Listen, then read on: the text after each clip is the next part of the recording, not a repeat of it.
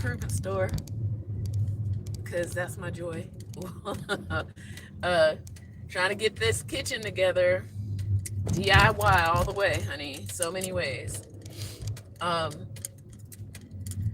I I want to talk now that it's 2026. Happy New Year. I want to talk about creativity and how, with the use of artificial intelligence, it might be compromised if you make certain choices of how you go about, I guess, fleshing out ideas and things like that. Okay. All right. Sorry. Let me adjust my phone. That's, you know, all doing all the things. Um. Okay.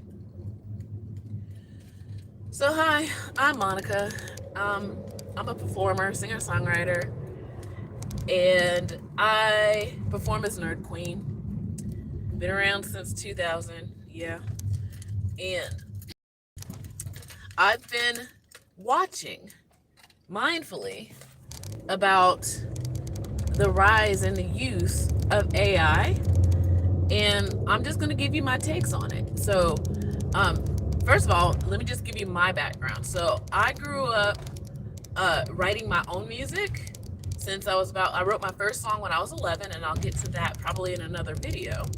But I wrote my first song when I was 11, self-taught, piano, guitar, but then eventually I got lessons, things like that. Classical voice training, musical theater training, singer, dancer, I can act a little too. So, I mean, all those things, right? And with that comes an education of the arts. And I'm not knocking anybody that doesn't have, I don't want to say they don't have access now, because that's no excuse. We all have access now. If you're watching me, you have access. Okay. Um, there was a time where, yeah, not a lot of people had access, but then there was always libraries. Okay. Always libraries. So now that we do all to music history, art history, all these things, theory, all of it, we have access, y'all. Okay. Now, when it comes to using artificial intelligence in some of these companies, and then there's now even, this is where it gets kind of sad. So, okay, there's Suno and Udio. They already got bought out by the major labels. Okay. And now there's some like smaller companies popping up, but some of them are turning out to be basically Suno and Udio. Like, some of y'all like are what you're doing is you're getting an account with Suno or Udio, and then they are basically putting a shell over it, saying that, oh, we're a different company. Like, some people have already been caught doing that. Okay. And this is where it's going to get real ugly. Like I said, in the next few months, I've said this in another video, and how people who are organic writers, if y'all are smart, y'all gonna start raising your rates, because what's gonna happen is all these people out here trying to use AI to write music, and then they turn around and start getting sued, and they're gonna realize that it's not gonna be worth it, because a lot of, let's just be honest, a lot of us don't read the terms of agreement or whatever when you sign up for something. You just don't. Okay.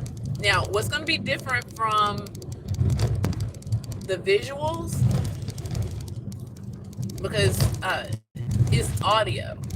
I think a little, the way that a lot of music, not all music, but a lot of music has been created in the last, I don't know, 5 to 10 years digitally, is going to be easier for people to detect piracy, because the major labels already do that. They can already detect piracy. Okay. That's why they're losing money. They're losing money because, from people, pirating or whatever. And so they had to come up with something to detect piracy, or find a way to still make money off of the pirated material. And so they got what they need. And this is what's going to make it really sad for a lot of people who are using AI to write music. Think about it. Okay. So if I'm just going to go ahead and pick on both of those, Suno and Udio. They have been bought out by Universal and Warner Bros. Okay. If let's just go in tiers. So if you decide you just want to use words and make music with that, and music comes up, and you decide, oh, I love this, I want to make this, this is my music, blah blah blah. No, the terms of service for Suno at least say no, it doesn't belong to you at all. In fact, you can't even copyright it legally. The copyright in the United States right now, they're still in this murky waters of what do we do? Like, we can't. It's a machine made this. We can't legally have this, copyrighted. So there's that. So you can't copyright it, number one.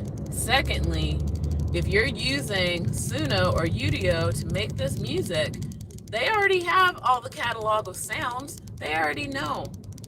In fact, that's how they were being sued, and still being sued by independents now. But that's how they were being sued, because they stole music from other people, other sources that was copyrighted. Do you see what I'm saying? That's the issue, the main issue. They were using copyrighted material for their benefit. And I put this in another video where if you are, oh my gosh, oh sir, oh my gosh, get your cart. Sorry, I'm watching somebody's cart like roll away down the hill. At least he lives in a neighborhood.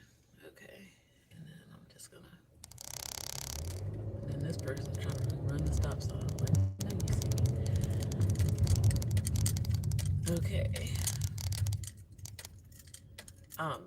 So yeah, so sorry. Let me get back on it.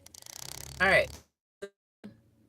If Suno and Udio were basically stealing legit copyrighted music, and I still, different copyright or whatever, copyrighted material, and was learning on it, then you come along and you type in some words and you get what they now call an output, because it's not music, y'all, it's outputs. And this is again how they'll be able to catch you. If you think that you're gonna try to copyright this stuff, and it's not gonna, you won't get caught, because it's all digital. Okay, it's all digitized. So you're going to type in some words, your output comes out, and it's translated into sound so that you can hear it, but it's still digital, by the way, with tags, with all the things. And then so between the major labels, they're going to tag their stuff. Like, even if you try, and I'm even going to say this too. So even if you do an output and you hear it and then you try to recreate it, this is how, again, I feel like that they are going to still find ways. I almost guarantee this is how dirty a lot of record labels can be. Even if you put your idea in there and you're like, I'm just going to use the idea, and then you don't actually use the actual output, as in the actual digital. Say if you say you want to have a piano and an oboe, which I don't think they have oboes, but anyway, so if they do a piano and an oboe concerto or something, and the output comes out and you hear it and you decide you want to copy it, so you by ear recreate that piano and find somebody, an oboist, and they recreate it, I almost guarantee you they're going to start hiring people. This is the label I'm talking about. They're going to start hiring folks to start cataloging the outputs that people are I think they're going to go with most profitable first, but eventually it's probably going to be everything. They're going to tag every output, and they're going to find a way to recreate it so that they can copyright it. You hear what I'm saying? Let me say that again.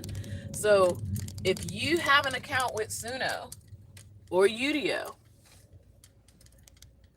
you're giving them permission to have access to your accounts. They're not private, by the way. Okay? So anything you make and they have access to it, they're going to find a way to recreate it so that they can copyright it. I mean, if I was a dirty record label, I would do that. Because right now, the law, straight AI can't be copyrighted. However, if you do have a sound that comes out and it's interesting and it's profitable, they're gonna hire some teams to recreate it so that they can copyright it. Watch. I'm telling you. They will find a way to have it copyrighted. And all the people who, easy is not always, beware of, as they say, the Trojan horse. Beware of Greeks bearing gifts. Is that the saying? Yeah, beware. It's a Trojan horse, y'all. They're banking on your creativity. Don't do it. Not even for your sketches, because they still have access to that. They have access to it. If you're a songwriter and you're like, well, I'm just going to use it to get ideas. No, because they're going to take those. They're going to take them. And I know I don't want to be a fear monger, but it's about making money for them. And if you, even as a songwriter, want to be able to be a publisher eventually or sell your songs, you won't be able to do it because they've already taken it and found a way to copyright it.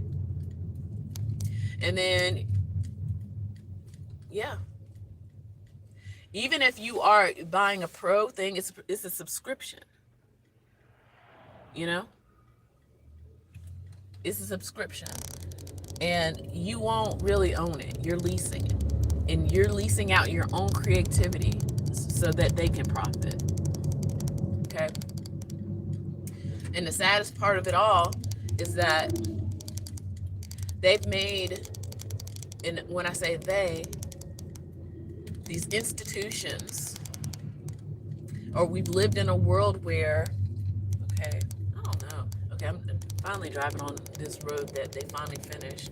They made it more narrow. They put sidewalks, which, I mean, okay, but then they cut down these trees. Oh my goodness. There's sidewalks on both sides. That's interesting. And they've made the street more narrow. I don't know how to feel about this. But anyway, sorry. They've made it so that you feel desperate as a creative person. That's why people say things like, oh, go get a real job and this and that. It's like, there are composers that lived easily into their 70s and 80s. There's no such thing as aging out of writing, creating. There's no such thing. There is no such thing. Okay? You can't age out of being creative. But they have banked on the idea that young people don't know any better, or they just make it seem like, oh, once you get to a certain age, you quit the game and all this other stuff. It's like, no, there's a way. And I don't think AI is it. It's not. It can't be. Not like it is right now, and not how these companies have set things up. Basically, a Trojan horse. They're trying to get as many people to, jump on this bandwagon, which some people did. I have an account too right now, and I was peeking around. I tried to see, what they can do, and it's kind of limited for what I wanted. That's why I'm saying this, y'all. It's all it is it's like throwing together alphabet soup. Okay, it doesn't have enough ingredients to be creative enough. It needs humans. We don't need it, but it needs humans inputs so that it can spit out some outputs that will sell. So yeah, so I've tried it. I was like, I'm not impressed at all, because what I tried to get it to do, it couldn't do. And I was definitely not going to give them any of my creativity, because I paid attention to the terms of service. Sure not. Not even, no, not gonna give, not even my lyrics, because even if they say like your words still belong to you, nope, I don't trust it. Don't trust it. Sure don't. Um, do not trust. So yeah, even the terms of what the, sorry, I'm so distracted. Like, I have not been on this road in months, because they were oh no, gas station's gone. Yeah, in months, because they've been working on it, and I guess it's finally um, finished. But they've closed down some things, and then all of a sudden these buildings are here too. All right, so yeah, that's basically what I'm trying to warn people. Who, I'm not saying there's nothing wrong with AI, but be careful of these companies that have popped out here. They were already being sued. That, to me, that was their plan, to be sued so that they can be bought by these record labels, which the record labels already have a system to tag their music. They know if somebody's using their stuff. Okay, they already know. And so when, if you throw your stuff in there, and they're already, the record label already owns a means to detect copyright infringement or whatever, they're going to steal your stuff. Okay, your own creativity will be stolen for their benefit. Now, before I let you go, this is where, if you are an organic songwriter, y'all need to start upping your rates. Because once people start realizing, and the lawsuits start happening, like I said, in the next few months or whatever, um, there are going to be some real sad, sorry, people out there going to be like, I didn't know, because you didn't read the terms of service. You didn't pay attention. Now you got to deal with the consequences that a record label now has your stuff, your creativity, your work. If you're a ghostwriter, you better start upping your rates. And that, people like me, like, I'll write you a song, I sure will, but I'm gonna up my rates, because what's going to happen is this alphabet soup is looking for more ingredients. Okay, and because it needs it. And there's a lot of folks who, they went for the easy thing. Easy is not always what's best. It's not.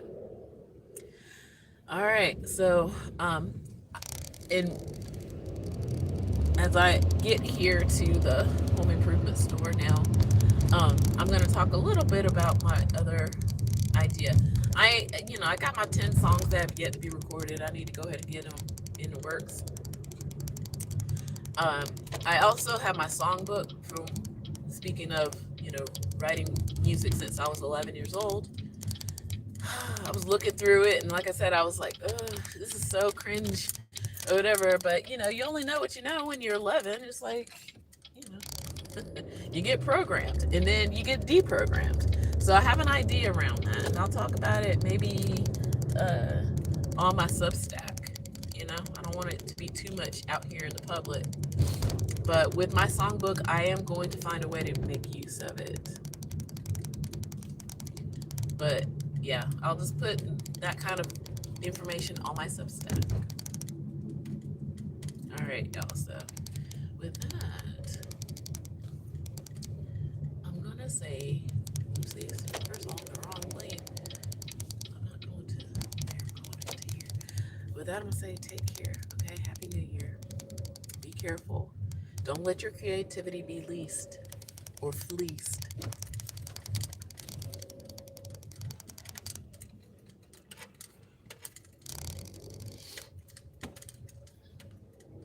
Don't get fleeced. Bye.